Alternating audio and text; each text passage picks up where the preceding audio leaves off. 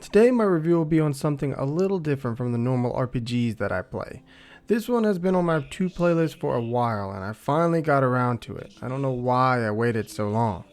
Welcome to my review of Metro 2033 Redux. This will be the first shooter game I review, so bear with me because I don't normally play these games. But I am super excited to jump into this verse and talk about it. Other than that, I hope you enjoy and get something out of it. So without further ado, let's get into it.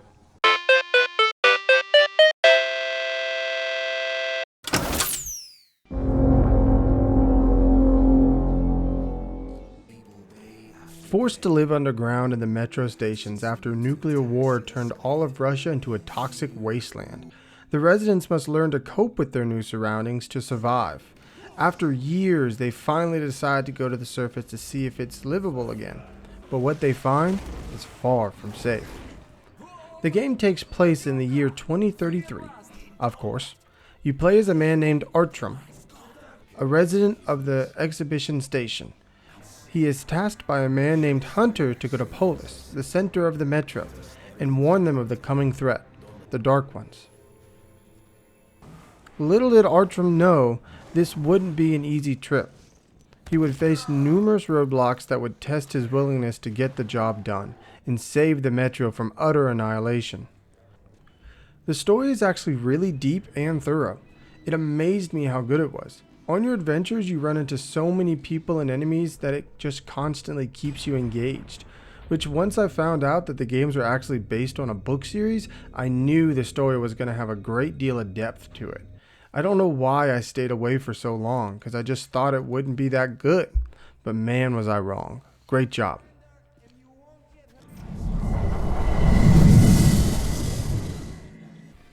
Now most, if not all, of this game is resolved around shooting. So you would think that there wouldn't be a whole lot, but there is more than you think. The beginning of the game starts with a glimpse of what is to come. During this, you get a rundown of all the features and things you would use and keep track of. First off, your weapon. There are various weapons you can choose from, whether long range or short range, automatic, semi, or lever action. They got it all. The variety is insane. Not only that, but you can freely customize each weapon to improve it. Each different customization will give you a different effect. You can optimize for a long-range shotgun but sacrifice damage output, or optimize damage but lose accuracy. It makes you really think and customize the perfect weapon. It's awesome. You also have various ammo types to use. Dirty ammo, which is what will mostly be found while exploring. Then you have your military grade ammo, which is what is used for currency in the metro, which is really cool that you can sacrifice your currency to use as ammo if you're in a bind. So as you can see, there are various ways to take down enemies, but for some reason I would always find myself out of ammo. I'm probably just a bad shot and a spray and pray kind of guy, but this game isn't forgiving in the slightest, so make sure you stay stocked up. Next are the non-combatant features of this game. The main one is your gas mask. The nuclear fallout has turned the air toxic, so anytime you go to the surface you must have a gas mask on. Though it doesn't stop there, you will always have to keep track of your filters. After a certain time you will have to change them. The game will alert you when your filter is spent, but you also are given a watch to keep track of the time left before you have to swap out for a new one. If you do ignore the warning signs, or you just run out, well, you better start looking for one. As I said before, you use military grade rounds as currency at the markets that you run into whenever you're down in the metro. I highly recommend spending what you can when you're down there, because most of your time will be spent going through the tunnels or up on the surface. They sell basically everything you could need down there. Filters, ammos, weapons, medkits, you name it, they've got it. Now for the fun part, the various enemies you will run into. The animals have been heavily mutated by the nuclear bombs and have become monsters. They came in all shapes and sizes, and every single one of them is a pain in the butt.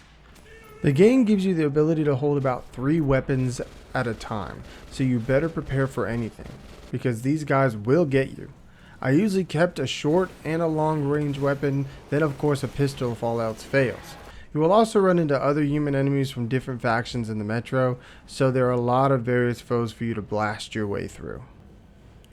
Also, Metro 2033 Redux was a remastered version of the original that added some features that you didn't see till the sequel, Last Light. So I thought that was also a really cool addition to the game, which made it an even better experience. Overall, the gameplay was amazing. It had so much depth and play to it, and I was never bored. The weapon customization, the varied scenarios, and the enemies you will fight and encounter bring endless enjoyment. I had a fantastic time with this game, and I wish I had played it sooner. Great job.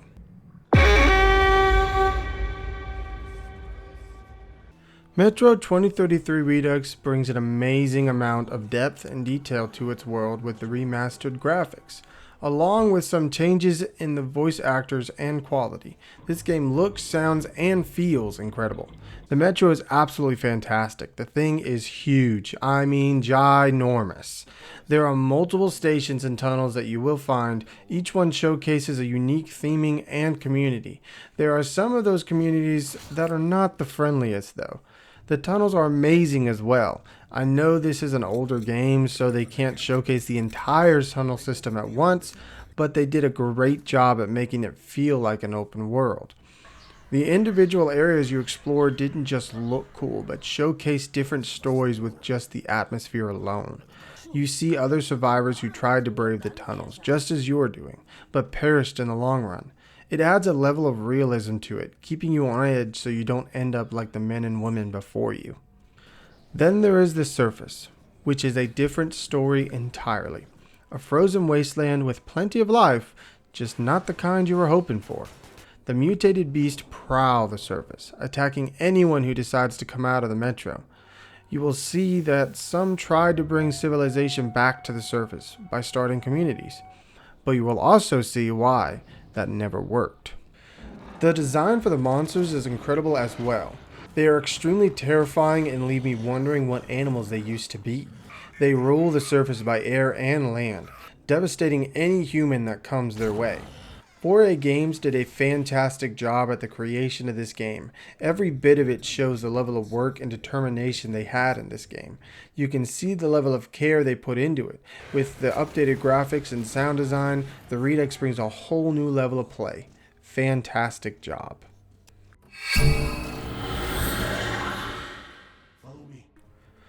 As a start to the Metro series, 2033 was fantastic.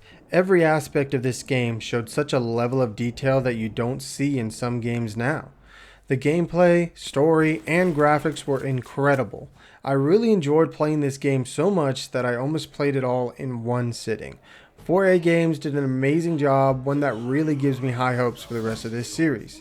I know there are plenty more games, with the new edition Metro 2039 coming out later this year, so I'm super excited to continue with this series and bring you more reviews on them. As always guys, thank you for watching, and please let me know if you have a different opinion or I just got something wrong. If not, I hope you enjoyed it, and I'll see you all in the next one. Peace!